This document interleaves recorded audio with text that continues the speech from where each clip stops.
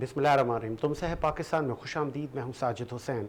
मजबूत मुस्तहकम पाकिस्तान पर हम बात करते हैं कैसे मुल्क व मिल्लत की तामीर और तरक्की में हमने अपना किरदार अदा करना है। तामीर और तरक्की का सफ़र हुकूमत वक्त लेकर चल रही है। आज chief of army staff Asim Munir ने भी उलमा कन्वेंशन से खिताब किया और कहा कि जो शरीयत को नहीं मानता हम उसको पाकिस्तानी नहीं मानते। एहतजाज करें, आपका हक है, लेकिन एहतजाज पुरअमन हो।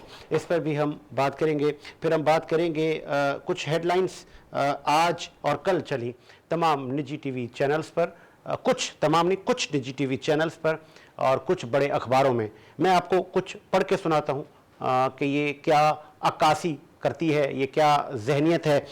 जंग की वेबसाइट पर जो मेन सुर्खी है वो है बानी पीटीआई ने मशरूत माफ़ी मांगने का ऐलान कर दिया।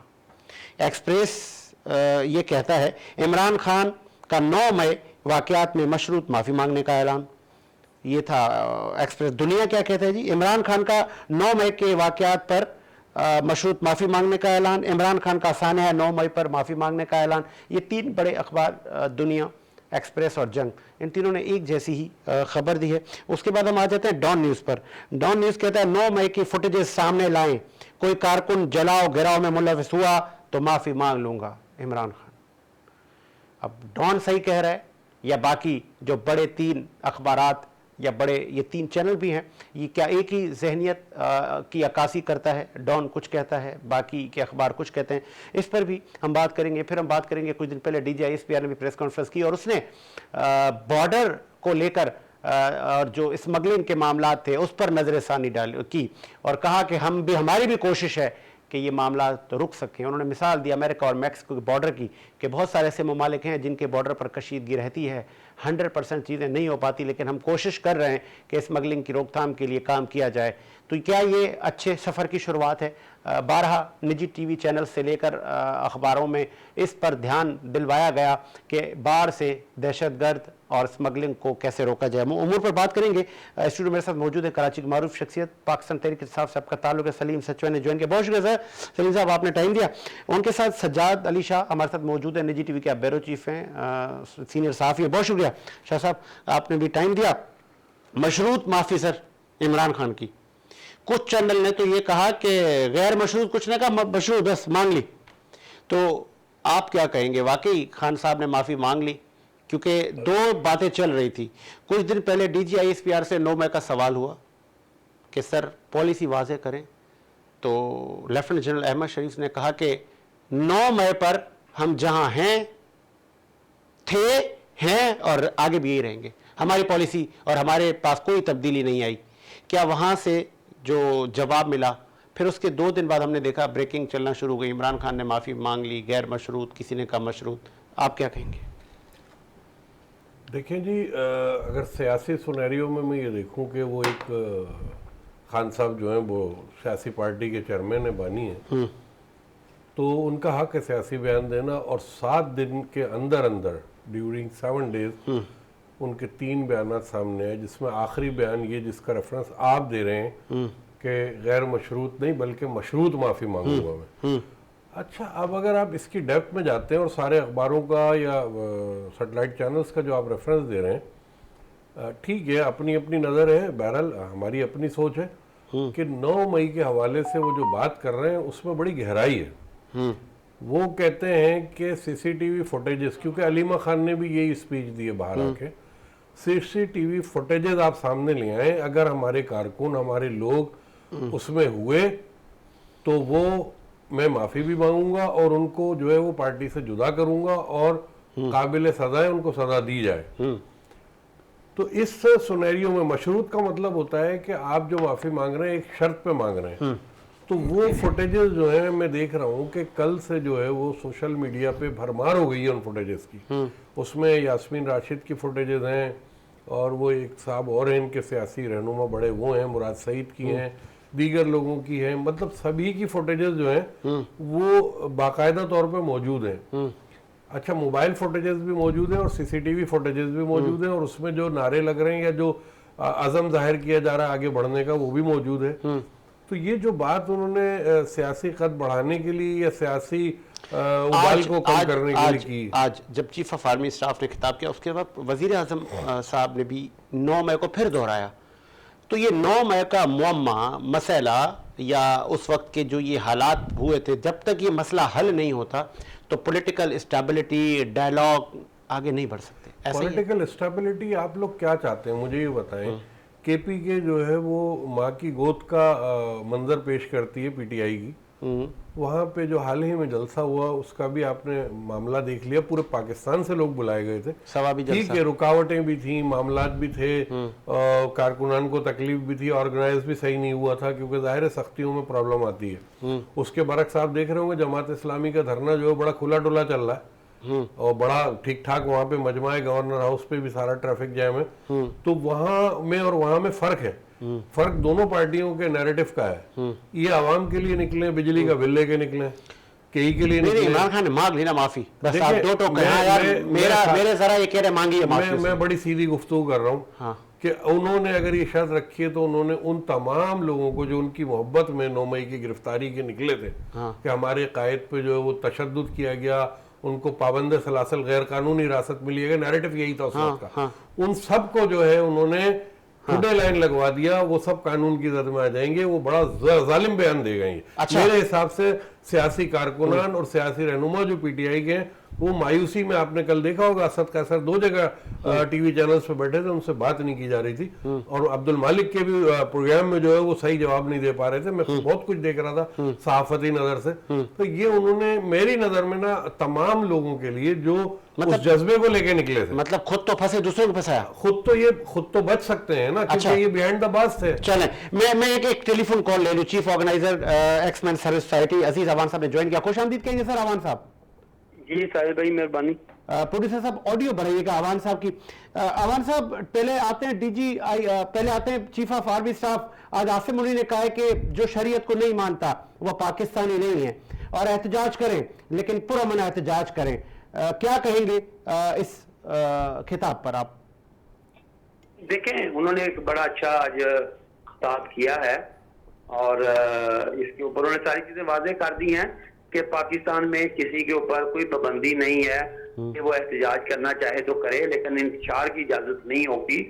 पुरअमन एहतजाज हर शहरी का हक है और वो एहतजाज कर सकता है, लेकिन ये है कि अगर कोई गिराव जुराव करेगा, कोई सरकारी इमारतों को नुकसान पहुंचाएगा, कोई पाकिस्तान को खुदा न खास्ता नुकसान पहुंचाने की कोशिश करेगा तो उसके आगे हम दीवार होंगे, ऐसा नहीं होने देंगे। और दूसरा उन्होंने शरीयत का भी कह दिया कि देखें जो बंदा शरीयत को नहीं मानता वो कैसे पाकिस्तानी हो सकता है। सही। ये भी बताइएगा, इससे पहले DG ISPR ने भी एक प्रेस कॉन्फ्रेंस की, उन्होंने भी बहुत सारी चीज़ों पर बात की, स्मगलिंग की रोकथाम पे भी बात की और 9 मई पे उन्होंने कहा हमारी पॉलिसी वाज़ेह है। उसके फौरन बाद हमने देखा कि ब्रेकिंग चलना शुरू हो गई 2 दिन बाद के इमरान खान की गैर मशरूत माफ़ी। क्या ये तासुर दुरुस्त है कि उन्होंने माफ़ी मांग ली है, वो शर्मिंदा है 9 मई पर?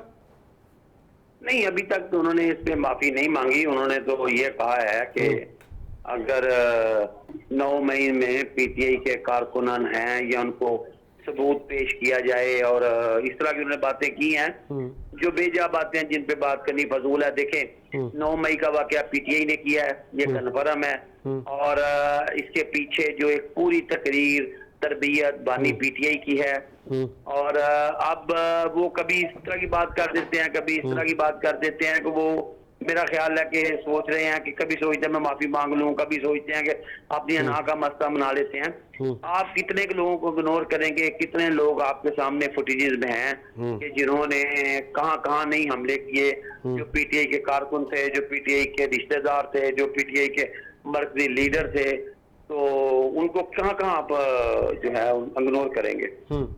लास्ट में एक मुझे ये भी बताइएगा कि वो जो डिजिटल दहशतगर्द की टर्म थी और जो इदारों के लिए जहर उगला जा रहा था बाहर बैठकर, उनसे पाकिस्तान तहरीक इंसाफ ने शहबाज गिल जैसे लोगों से अभी तक ताल्लुकी का इजहार नहीं किया और वो जो चीजें चल रही थी सोशल मीडिया पे वो भी रोकी नहीं है। तो कुछ सरप्राइज होने जा रहा है 14 अगस्त के बाद? क्या फिर मजीद पकड़ धकड़ होगी? देखिए, पहली बात तो ये है कि ये इस तरह के सरप्राइज तो चलते रहते हैं, चलते रहने चाहिए, क्योंकि जो लोग मुल्क के दुश्मन हैं उनके खिलाफ कार्रवाई जो है वो जारी और सारी रहनी चाहिए। शहबाज गिल जो है वो कोई पाकिस्तान का खैर ख्वाह तो नहीं है, ना वो पीटीआई का खैर ख्वाह है, ना वो इमरान खान का खैर ख्वाह है। और मैं समझता हूँ कि वो जिस तरह की बातें कर रहा है बाहर बैठ के, हिम्मत जुरत है तो यहाँ आके मुल्क में बैठ के बातें करे। और दूसरा ये है कि हम अभी भी समझते हैं कि इन लोगों के पीछे बानी पीटीआई की ताकत है, बानी पीटीआई इनको सपोर्ट करते हैं। अगर वो सपोर्ट ना करते तो फिर उनको पार्टी से निकाल देते। तो इसलिए मैं समझता हूँ कि पूरे मुल्क में जो डिजिटल दहशतगर्दी फिर रहे हैं, जो मुल्क से बाहर भी बैठे हुए हैं, चाहे वो आदर राजा के रूप में बैठे हुए हैं, चाहे वो शहबाज गिल के रूप में बैठे हुए हैं या और लोग हैं, वो सारे बानी पीटीआई के कहने पे फौज को बदनाम करने। एक आखिरी आपका डोमेन तो नहीं है लेकिन आप तज्जिया बड़ा अच्छा देते हैं।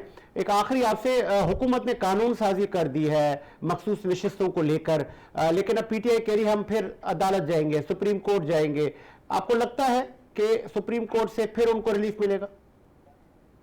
देखिए, मैं नहीं समझता कि उनको दोबारा रिलीफ मिलेगा, इसलिए कि ये कौमी असम्बली से बिल पास हुआ है। हाँ। और कौमी असम्बली का ये राइट है कि जहां उनकी अक्सरियत है वहां वो इस बिल को पास कर सकते हैं। पीटीआई ने वहां पे मुखालफत की है और इनको तो पहले भी सुप्रीम कोर्ट से नहीं मिलनी चाहिए थी, जो आने पाने मिल गई।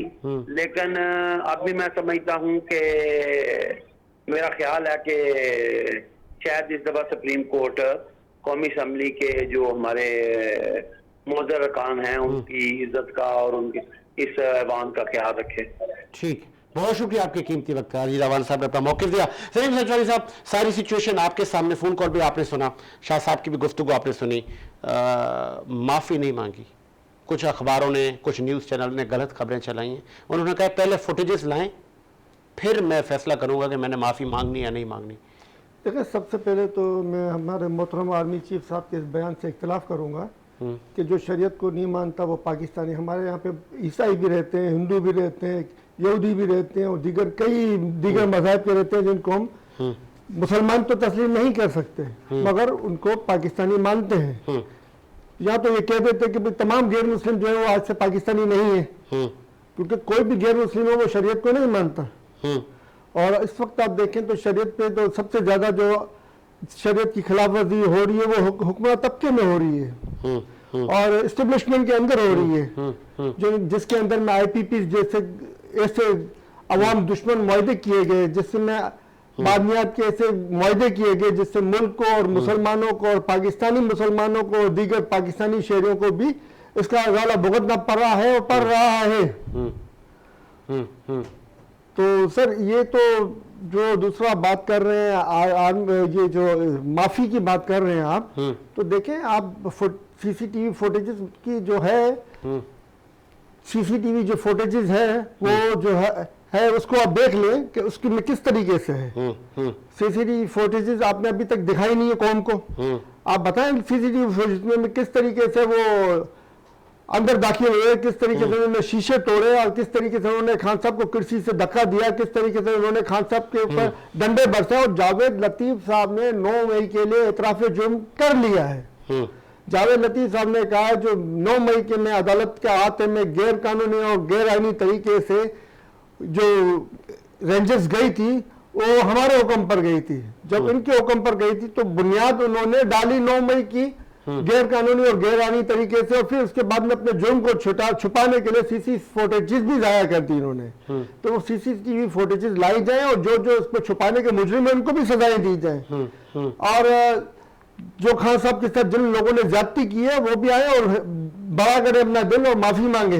मुस्लिम लीग नून के जो जो लोग इसमें इन्वॉल्व थे वो दिल बड़ा करें और माफी मांगे कौम से कि भाई हमसे गलती हुई थी, आपके ऊपर जो जुल्म सितम हुआ 9 मई वाले दिन, आपको जो डंडे मारे गए, जो आपको कुर्सी से धक्का दिया गया, जो आपसे बदतमीजियां की गई और जिस तरीके से आपको घसीटा गया, उसके लिए हम माफी मांगते हैं और आए मुल्क में इंसाफ के लिए, करप्शन के खात्मे के लिए और मुल्क की तामीर और तरक्की के लिए हम आपस में बैठ के बात करें और जो अवाम का हक है वो अवाम को लौटाएं। तो दावत दें खान साहब को तो मुज़ाकरात होंगे और मुल्क आगे की तरफ जाएगा, मगर ये तो मुल्क को आगे की तरफ ले जाने के लिए आई नहीं है। खुदा तमाम एग्रीमेंट जो है इनके आप निकाल के देख ले, पाकिस्तान दुश्मन, अवाम दुश्मन, इससे पाकिस्तान को नुकसान ही पहुंचा, फायदा नहीं पहुंचा। कुफर टूटा खुदा कर करके 1 साल खान साहब को जेल में हो गया और वो 1 साल से डटे हुए थे, लेकिन अब वो कहते हैं ना नतीजे आ रहे हैं स्क्रीन पर, अब वो कह रहे हैं फुटेजेस लाओ।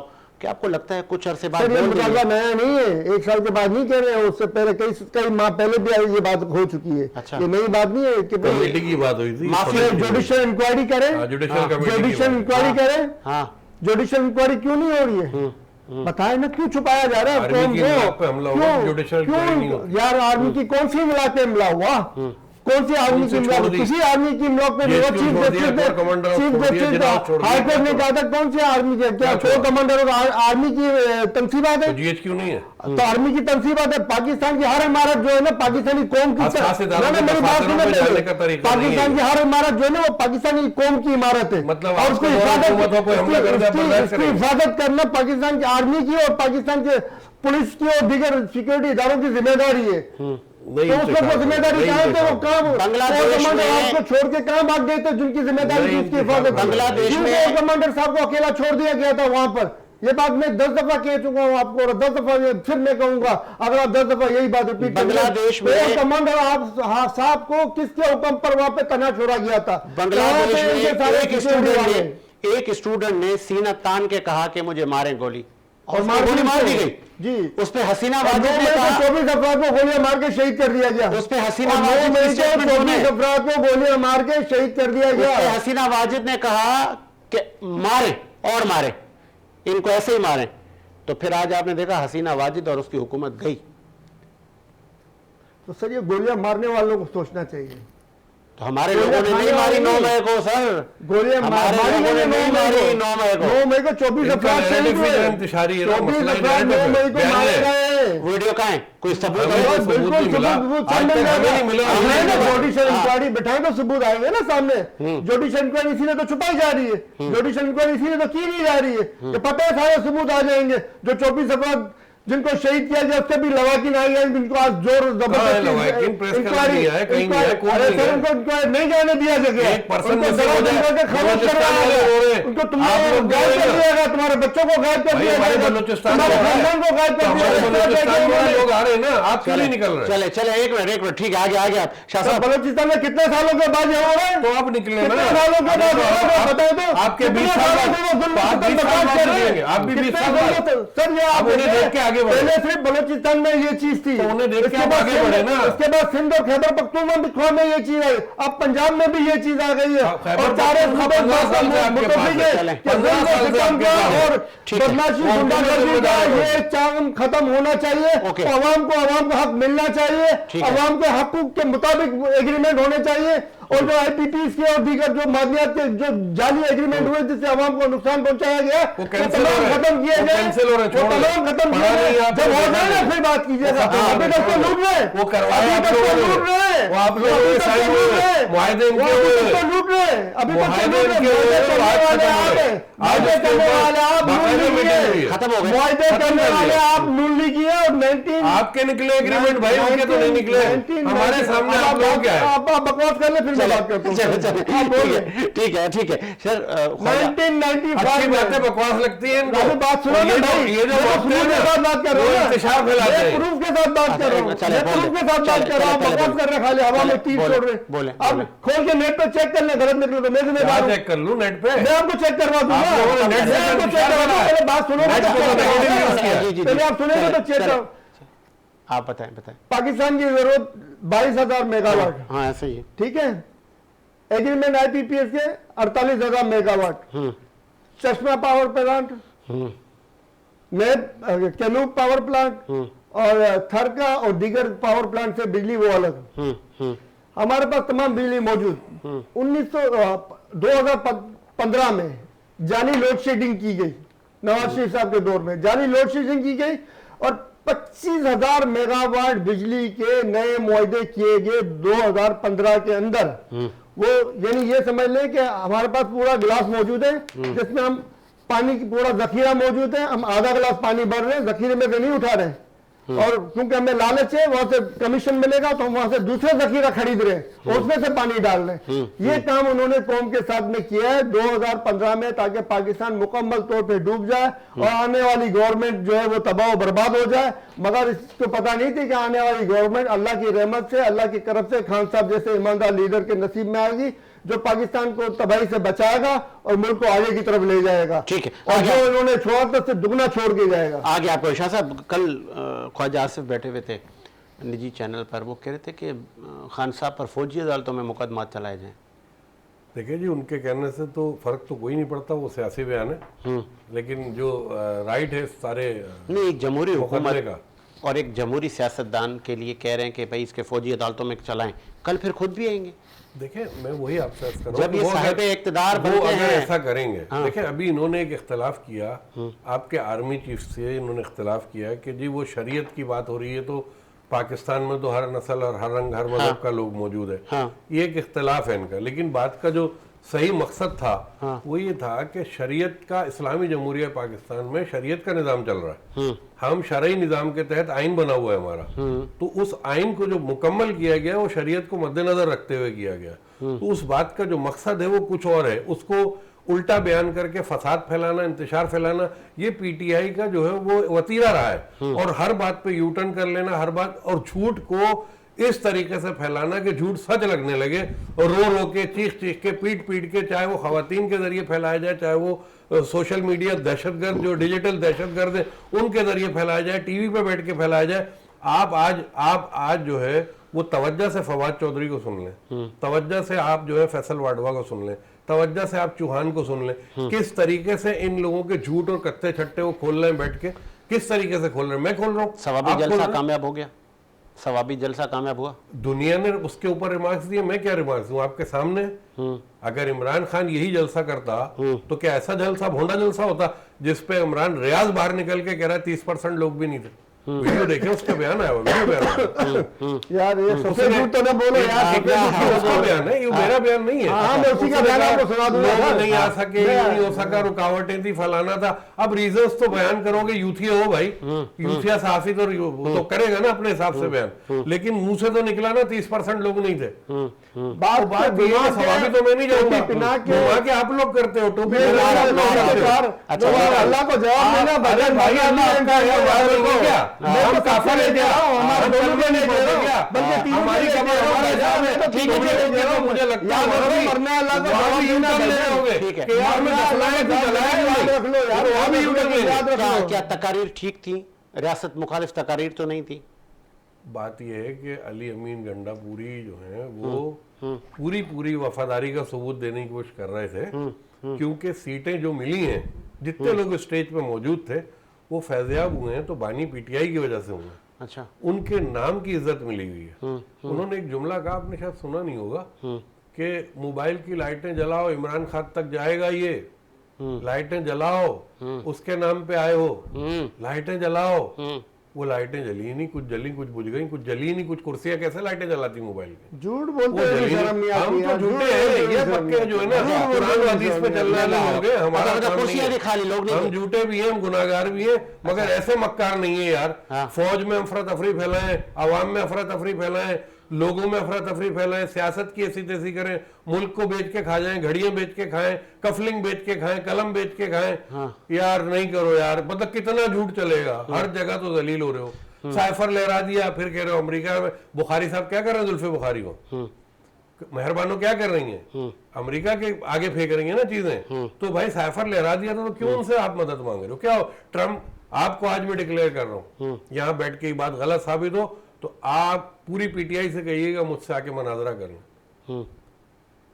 इनके जुमले हैं, मेरे पास मौकिफ लिया है मैंने बाकायदा, कि ट्रम्प हल्फ उठा ले, ट्रम्प हल्फ उठा ले, ट्रम्प की जो साहबजादी हैं वो जुल्फे बुखारी की बेस्ट फ्रेंड है, हम फिर दिखाएंगे काम होता क्या है।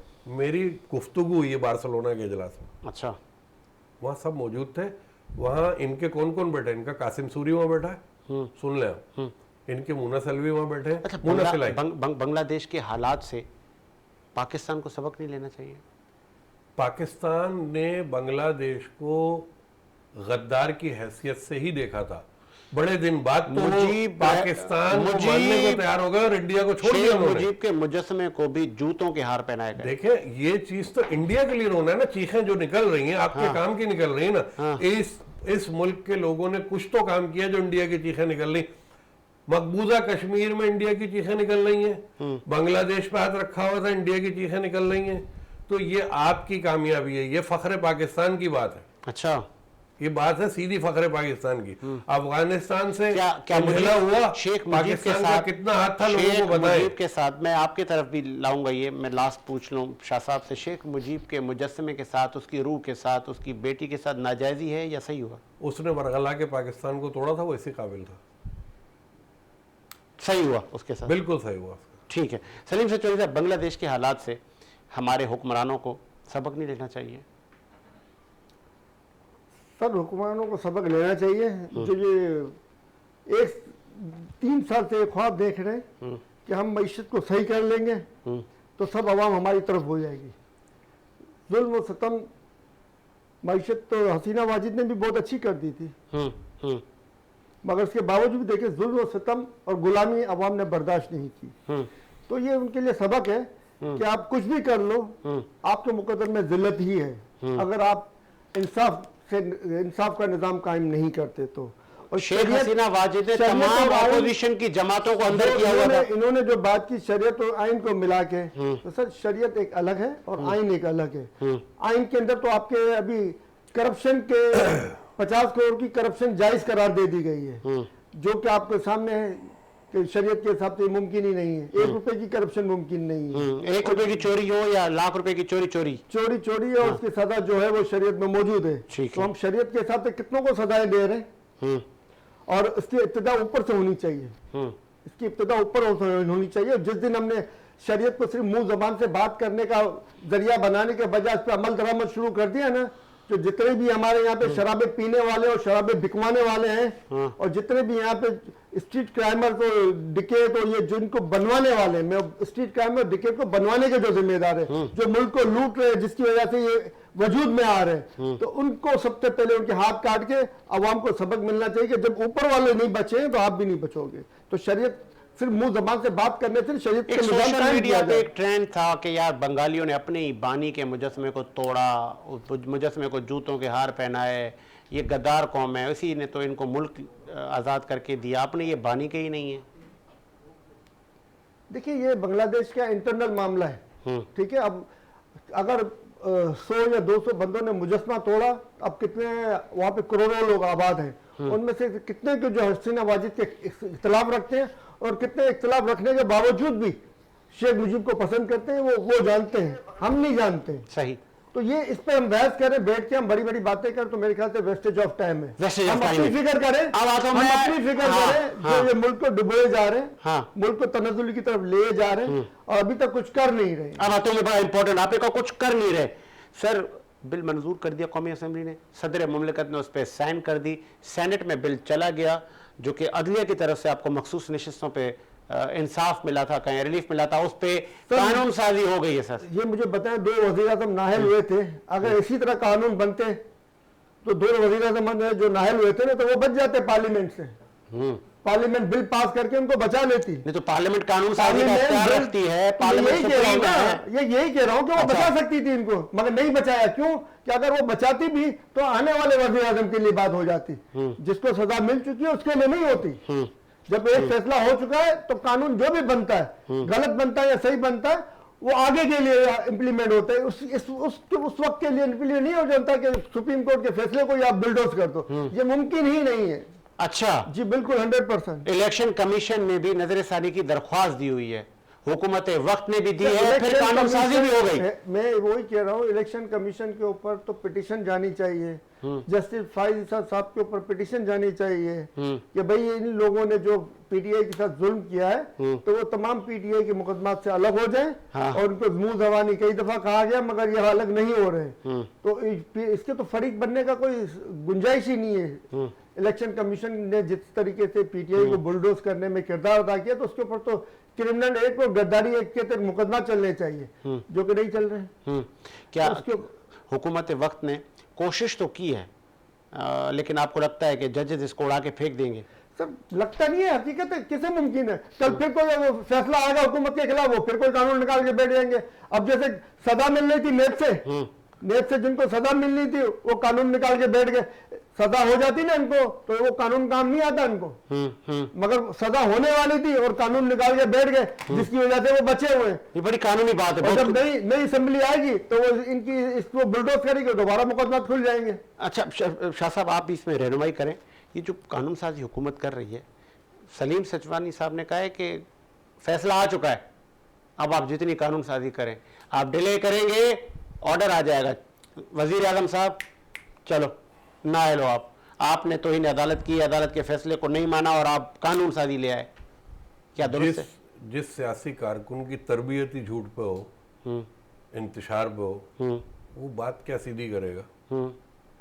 बात ये है कि जो फैसला आया था, हाँ, उस फैसले को, जजमेंट को अनाउंसमेंट पे लाना था, कहाँ गया वो? उस पर अमल दरामद नहीं हुआ अभी तक। अरे तो वो जजमेंट, यार मैं आप समझ नहीं रहे। सर 8-5 से हो गया फैसला, महफूज हो गया 8-5 से। हाँ, यही मैं कह रहा हूँ, महफूज हो गया, महफूज हो गया, फैसला दे भी दिया, नहीं फैसला हो गया कि मखसूस रिश्ते से पीटीआई को दो। यही तो बात हुई है, 15 दिन में वो जो तो ये फॉर्म 47 की पैदावार है, 47 की मखसूस सीटें ही जाएंगी। 15 दिन में मैं पूरी बात बता रहा हूँ, झूठ के सहारे लेंगे, जब 15 दिन तक वो नहीं आया, उसके बाद नहीं आएंगे और यही काम करेंगे। तो 3 जजेस ने इख्तिलाफी नोट लगाया था उसके ऊपर, अच्छा। उस पे ऑर्डर आए, इतनी देर में असेंबली में जो है वो बिल पास हुआ। असेंबली कानून साज असेंबली आपके मुल्क की, इनकी थी तो इन्होंने भी बिल पास कराए थे।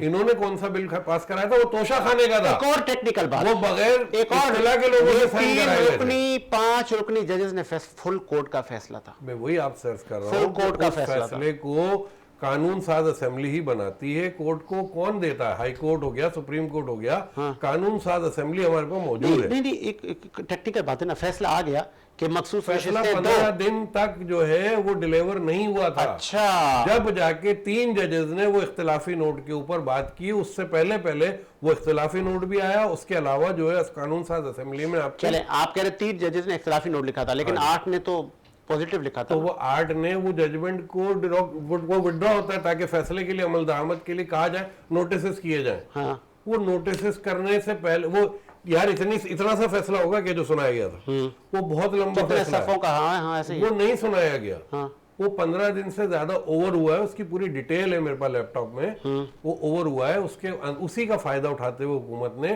कानून साज असेंबली बना के उसके अंदर बिल पास करा।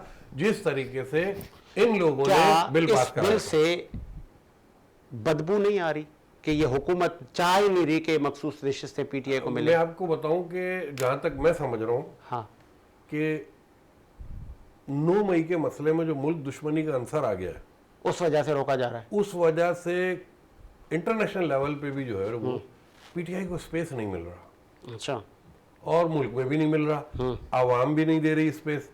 आप सोशल मीडिया एक्टिविटीज अब देख लें कहाँ जा रही हैं। इन्होंने लोगों को मरवा दिया, वो छुपते फिर रहे हैं। नहीं वो फायरवॉल पे कह रहे हैं, वो फायरवॉल वीपीएन आ गया ना, फिर वो वीपीएन से फिर शुरू हो गया। देखें, जहां पे मुजरिम की सलाहियतें खत्म होती है ना, हाँ, वहां से इदारों की सलाहियतें शुरू होती हैं। अब वो फायरवॉल को एकदम सख्त करेंगे तो लोग सामने कैसे आएंगे? अच्छा। उन्होंने लूज भी तो छोड़ा हुआ है, खेलो थोड़ा और खेलो के फायरवॉल कुछ नहीं है, खेलना शुरू करो। लोग उठ रहे हैं, लोग गायब हो रहे हैं, लोग छुप गए, गायब हो गए, यूथ को बर्बाद कर दिया। यूथ स्कूल कॉलेज नहीं जा रही है अच्छा, कि यार हम फंस जाएंगे, हमने तो ये लिखा था, हमने तो ये किया था फौज के खिलाफ। बयानिया फौज के खिलाफ कौन लाया था मुझे बताएं? ठीक है, क्या वो बच्चे लाए थे? किसी ने तो उनको नैरेटिव दिया था ना कि ये नैरेटिव है, इस बयानिए पे चलना है, इस बयानिए पे जाना है। भाई आसिम मुनीर, तुम मेरी बीवी को कुछ हुआ तो जिम्मेदार होगे। कमेटी बनाएं, किसी को भेज दे मुज़ाकरात के लिए। क्या क्या यू टर्न बताऊं, कैसे बताऊं? यार आपने कारकुनान को, आपने सीनियर रहनुमाओं को, जो जज्बाती थे, जो कुर्बानी दे रहे थे, जो भाग रहे, सबको आपने मरवा दिया। एक छोटा सा बयान देके 4 लाइन का सबको मरवा दिया। यानी आप फंसे हो तो सब फंसेंगे। क्या चाह रहे हो, सब बैठ के ताश खेले जेल में? चले आगे। आपका डीजीआईएसपीआर ने प्रेस कॉन्फ्रेंस की और उन्होंने जो बॉर्डर पर स्मगलिंग, लास्ट स्टोरी है मेरी, स्मगलिंग की रोकथाम के लिए उनसे सवालात हुए, फिर उन्होंने उसके जवाबात दिए, कोशिश की कि मुतमिन कर सकें आवाम को। फिर खित्ते की जो वह सूरत हाल है बॉर्डर पर, अवाम का जो वहाँ रद्द अमल है, उनका ट्रेड होता है, धंधा कारोबार सारा वहाँ की अवाम उसी से चलती है और लाखों में उसकी तादाद है। फिर उन्होंने ये भी कहा कि हमने वसी तर जंगलात से वो फेंस का काम ऑलमोस्ट मुकम्मल कर दिया है और हमारी भी ये कोशिश है कि बहुत जल्द हम इस पर रोकथाम कर लेंगे, चाहे वो ऑयल की स्मगलिंग है या दीगर अशिया की। क्या ये गुड साइन नहीं है? सर ये होनी चाहिए कोशिश और भरपूर तरीके से होनी चाहिए, उसमें मजीद कोशिशों में तेजी लानी चाहिए, बॉर्डर बंद होनी चाहिए ताकि वहां से कम से कम हो और तकरीबन बंद हो जाए वो इंटरफेरेंस, फिर इंटरनली जो है वो सर्च करें और जो मुजरिम है इनको टेक्निकल सर आप देखें ये जो बात कर रहे थे, झूठ पे झूठ बोले जा रहे थे मुसलसल और झूठ इतना बोल रहे थे कि अब मुझे तो जवाब देने का भी दिल नहीं किया 20 के अंदर में। अगर थोड़ा बहुत झूठ होता है तो बंदा बोलता चलो जवाब दे दे बेचारे सुधार ले, मगर ये तो सुधारने की हुदूद से भी आगे बढ़ के झूठ बोलने लग गए हैं।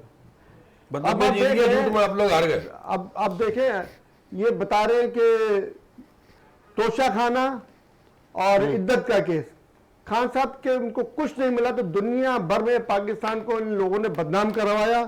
केस क्या डाला? तोशा खाना और इद्दत का। और तोशा खाना की इद्दत के केस में माफी भी मांग ली जेल में जाके। और तोशा खाना के केस जो है वो आपको पता उसकी पेमेंट की हुई है। तोशा खाने के जो भी चीज तोहफा ताइफ लिया गया है 2% से नहीं, जो 2% दे के इन लोगों ने वहां से तोहफे लिए वो 2% से नहीं बल्कि पूरे 20% से, जिसको इंक्रीज करके खान साहब ने ही किया था। और खान साहब वो बेचारा वजीर आजम जो अपना ही तोहफा अपने ही मुल्क की सड़क बनाने पे इस्तेमाल कर रहा है और उस पर भी इनको एतराज है कि वो 190 मिलियन पाउंड पे 190 मिलियन पाउंड सुप्रीम के लोग चीख रहे हैं कि असेंबली में आए उससे साइन करवा दिए। 190 मिलियन पाउंड सुप्रीम कोर्ट में पड़े हुए, वो जाके आप सुप्रीम कोर्ट से लें, अगर नहीं निकले तो फिर इसके बाद में आप बात करें। सुप्रीम कोर्ट में पड़े हुए अमाउंट की कोई इनको फिक्र नहीं है कि वो 190 मिलियन पाउंड सुप्रीम कोर्ट में जमा है, उसकी इनको फिक्र नहीं है, मगर इल्जाम लगाना है क्योंकि इनको झूठ का पलंदा तैयार करना है। चलन झूठ का पलंदा इनको तैयार करना है सर, झूठ का पलंदा तैयार करना है। जो झूठ का आप अपने झूठ की बात कर रहे हैं ना, आप झूठ की बात करें, आप झूठ की बात करें, जो आप झूठ बोल रहे हो। पैसे कहाँ है? 190 मिलियन पाउंड सुप्रीम कोर्ट में पड़ा हुए सवाल क्यों कर रहे हैं? वो पूछे जो 190 मिलियन पाउंड का जो पैनल है हमारे वकीलों को पूछे ना, आप सवाल करना आपका हक है। बड़े बड़े लॉयर से सवाल करें 190 मिलियन पाउंड जब सुप्रीम कोर्ट में पड़े हुए उसका जवाब वही देंगे। सुप्रीम कोर्ट में और 190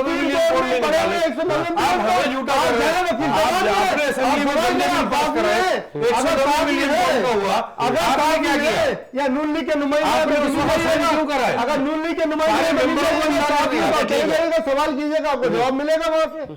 आप वहां से जाके सवाल करेंगे तो जब सुप्रीम कोर्ट में पड़े तो केस क्यों चल रहा है? आईपीपी से लेके बॉर्डर की स्मगलिंग, हुकूमत वक्त से लेके लॉ इन्फोर्समेंट एजेंसीज काम करके फिर अवाम को बता भी रही हैं। अब आपको सुकून है क्योंकि ये इस पे एतराज था तो गालिबन अच्छे काम की शुरुआत तो हो गई ना, तो अब ठीक नहीं है या इस पे भी आपका एतराज है? ठीक हो गया। क्या काम हुआ अभी तक? ये आईपीपी के मुआहदे सब कैंसिल हो रहे हैं और बॉर्डर पर स्मगलिंग की रोकथाम के लिए बॉर्डर पर स्मगलिंग की डीजी साहब ने कहा जहां अफगानिस्तान की 1 चौकी हमने 5 चौकियां बनाई हैं वहां। वेरी गुड, अच्छी बात है, स्मगलिंग बंद होनी चाहिए, मगर प्रैक्टिकली इसके रिजल्ट भी आने चाहिए क्योंकि ये तो बयान पहले भी सुनते रहे कि हम ये स्मगलिंग बंद करेंगे मगर बंद नहीं हुई और आज भी बंद नहीं है। तो जब बंद हो जाए मुकम्मल तौर पे इंटरफेरेंस बंद हो जाए तो हम वेलकम कहेंगे, हम नारे जिंदाबाद के नारे भी लगाएंगे भाईजान, मगर जब कुछ होगा फिर अभी तक सिर्फ हम बातें सालों से सुनते हुए आ रहे हैं कि ये करेंगे यूं करेंगे वैसे करेंगे, मगर होता हुआ कुछ नजर नहीं आया। आईपीपी में कौन कौन इन्वॉल्व है इनके नाम क्यों अभी तक शाया नहीं हुए? इनके मुकम्मल नाम क्यों नहीं कौम को बताया जा रहा है? अभी तक मुकम्मल नाम किसी ने नहीं लिए, मुकम्मल नाम बताने चाहिए ना, किसी ने नहीं लिए या जानने देने वालों ने भी नहीं लिए। अफसोस की बात है, नहीं पता बेचारों को कि आईपीपी में कौन कौन बड़े बड़े नाम बहुत इन्वॉल्व है, important और last जो भी ये में- बड़े नाम है वो कौम के गद्दार है, उनको सजाएं मिलनी मिलनी चाहिए। चाहिए। और लास्ट में जिस एग्रीमेंट किए थे, चाहे वो नवाज शरीफ हो, चाहे शहबाज शरीफ हो, चाहे कोई और हो, उसको भी सजाएं मिलनी चाहिए। हाँ, लास्ट में 77वीं पाकिस्तान की सालगिरह है, क्या कहना चाहेंगे, क्या पैगाम देंगे नौजवानों को 14 अगस्त के मौके पर? 3 दिन 4 दिन रह गए, क्या मैसेज देंगे? देखिए, मैं अपने प्रोग्राम में पहले भी कह चुका हूं कि पाकिस्तान 14 अगस्त 1947 को बन गया था। बन गया था, अच्छा, आजाद नहीं हुआ था। तो अभी भी आज़ाद पाकिस्तान में आप नहीं बैठे नहीं, हुए? मैं आजादी मना रहा हूँ, अच्छा, मैं आजादी मना रहा हूँ, आजादी का जश्न भरपूर तरीके से मनाऊंगा, शुक्र, मगर हाँ। मैं अपने आप को आजाद नहीं समझ रहा। क्यों नहीं समझ रहे आप आज़ाद? आप आज़ाद रियासत में सांस ले रहे हैं। रा के एजेंडे में चल रहे हैं, आजाद कहाँ हुए ये? देख लें, जब ड्यूटी किसी और की कर रहे हैं, ऐसे लोग हुकूमतों में ड्यूटी मौजूद किसी और होंगे, की कर रहे हैं, जब ऐसे लोग हुकूमतों में मौजूद ड्यूटी होंगे, किसी और की कर रहे हैं, तो ये दिन होगा ना, झूठे बात तो दबा के नहीं कह रहे हैं। जो कौम के आजाद नहीं है। पसंदीदा वजीर कौन कह रहा है आजाद नहीं है यार? आजम के 200 केसेस कर रहे होंगे, कैसी बात कर दी इन्होंने सालों से यार? सालों बता से के जो है रहे थे। खवातीन को जेलों में बंद रख के जुल्म और सितम पे पहाड़ डाल रहे होंगे और लोगों को गायब कर रहे होंगे और कह रहे हैं कि हम आजाद हैं। अरे भाई, लोगों को गायब करना बंद करो, खवातीन को जो झूठे मुकदमा कहेंगे वो झूठे मुकदमा खत्म करो, और कौम को जो डुबोने के मुआहदे किए गए उनको सरेआम सजाएं दो, कौम ठीक की है। मालियात जो लूट रहे हैं उनको सरेआम सजाएं दो। अगर बानी पीटीआई ने बोल मानेंगे दिया क्या हम आजाद कि हैं? आज़ादी मनाओ, फिर आप मनाएंगे? हम तो वैसे ही कह रहे हैं, आजादी तो मनाएंगे सर। अच्छा, मनाएंगे ना, मैंने तो आजादी इनकार तो- किया कि आजादी नहीं मनाएंगे, मगर आजाद नहीं है। आज़ाद नहीं है, फिर आज़ादी या मनाइए। जो आजादी हमारे जो हाथ बंधे हुए ना, हाँ। वो हाथ भी खुलेंगे और इंशाल्लाह इन हाथ लुटेरों खोल को, दो इनके जीएच के ऊपर हमला करेंगे ये लुटेरों, ये क्यों लुटेरों की तरफ से हाथ तवज्जो खोल दो, इनका नहीं, काम यही है। ये नून लीगी, काम यही है इनका। ये साथ- ये नून लीगी, इनका काम यही है, जिसके- इनको पहचान ही नहीं है। जिनके मिनिस्टर ने इनको नहीं पहचान है। इतराफ जुर्म किया है कि खान साहब के ऊपर अटैक हमने किया था, रेंजर्स को हमने भिजवाया था, सुप्रीम कोर्ट में गैर आईनी और गैर आईनी, ये उसी नून लीग का हिस्सा चलिए, है। आगे। ये चाहते हैं हाँ। कि फौज और पीटीआई आपस में लड़े और ये हलवे मांडे खाते हाँ, रहे। हलवे मांडे ये खाते इनकी रहे। नीयत आपके है, मैसेज और कुछ देंगे, भी नहीं है। पाकिस्तान इनकी से दिली टक्कर- ख्वाहिश यही है कि फौज और अवाम लड़े और ये पीछे से हलवे मांडे खाते रहे। ये चलो। फार्म 47 की पैदावार थे, हैं जो और घुट्टी रहेंगे। इन्होंने पी थी वो घुट्टी हमें सिखा रहे हैं। चलो, 77 साल का हो गया पाकिस्तान, आप क्या मैसेज देंगे? अल्हम्दुलिल्लाह, अल्हम्दुलिल्लाह, क्या मैसेज देंगे? और कामयाबी की तरफ जा रहे हैं हम मजीद जो काम हो रहा है इस वक्त, इस जश्न आज़ादी पे मुझे यकीन है कि हमें ऐसी भी खबरें मिलेंगी कि इंतशारियों से पाकिस्तान आज़ाद हो गया और अच्छा। चैन की बातरी पाकिस्तान बजाई की जा रही तरक्की के लिए क्या क्या हो रहा है ये तो बताएं। भाई आप इंतशारी हो क्यों बीच में? पाकिस्तान की तरक्की के लिए आपने क्या काम हो रहा है ये तो बताएं। डैमों की तामीर के ऊपर काम आप लोगों ने रोक दिया, पाकिस्तान की तरक्की को तो डैमों आपने की तामीर नुकसान के ऊपर काम पहुंचाया, आपने सीपेक रोक आपने दिया, बंद किया, सस्ती आपने बिजली और बड़ा दराज गलत का पानी कर वहां से दिया, मिलना था, आपने जो है दराज को नुकसान आप फारजी को पहुंचा आपने रहे हैं, फितना फारजी को अपने साथ मिला लिया आपने, नुकसान आप आपने पहुंचा रहे तबाही फैला हैं। दी और आपने। क्या अब क्या आप प्रोग्राम ला रहे हैं? तरक्की का वो नया क्या प्रोग्राम ला रहे अजीब प्रयोग से हैं? चलाने वाली आप बात क्या है। प्रोग्राम लाए हैं? नया आप कौन सा नया? दवाई की तरफ भाई ले जाने चौथी वाला शादी है। करवा दो, आप आप PTI कौन के सा नया चेयरमैन को प्रोग्राम ला रहे हैं? चलिए, बोल रहे हैं, ले जाने वाले हैं। रखा हो। आप बताएं क्या प्रोग्राम ला रहे हैं? चलो, सीमेंट की तबाही के ला रहे हैं, वो क्या तबाही के ला रहे हैं? इशू बन जाएगा, आपके तो हर चला देंगे प्रोग्राम में तबाही आज़ादी होती है, ठीक है। आपके तो हर प्रोग्राम में तबाही होती है। आप ठीक है, बताएं तो ठीक फिर है, मैं ठीक आपको है। बताऊं कि इसमें क्या क्या मुझे तबाही है। साजिद हुसैन को इजाज़त दीजिए, मुलाकात होगी नए प्रोग्राम के साथ। अल्लाह हाफ़िज़।